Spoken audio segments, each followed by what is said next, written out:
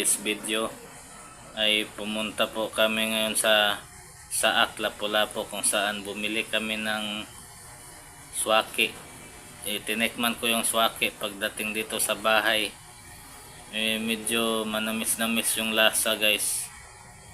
Tapos nilagyan nila ng sili na maanghang, tapos yung suka din may timpla na rin, so nilagyan. Papakita ko sa inyo, guys, yung pagpunta namin sa Saak. Ito yung merkado sa Saak, guys.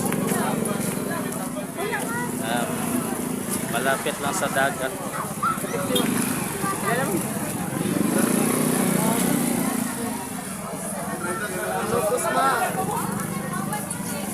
Yan, guys, ang daming panindang isda dito, guys. Sawariwa pa yan, guys. Atin yung mga isda dito, guys, at saka seashells. So ayan, guys, mga ano to, guys, mga seashells, tinatawag nilang saang. Saang. Magkano yung kilo, ma'am? 150, sir. Nice. 150. 150 yung kilo, guys. Guys, nasa supot, guys. Yan yung swaki, guys. Wow! Tikman namin yun kung anong lasa, guys, pagdating sa bahay. And that's it, guys.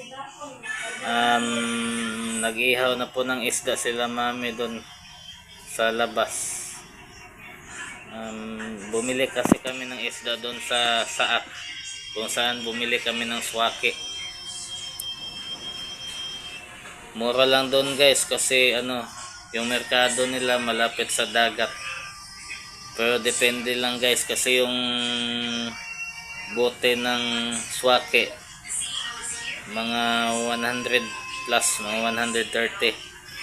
Yung ipinakita kong guys kanina, seashell na saang, ay nasa 150. So that's it, guys. Don't forget to like, share and subscribe at i-hit ang notification bell para sa susunod nating video.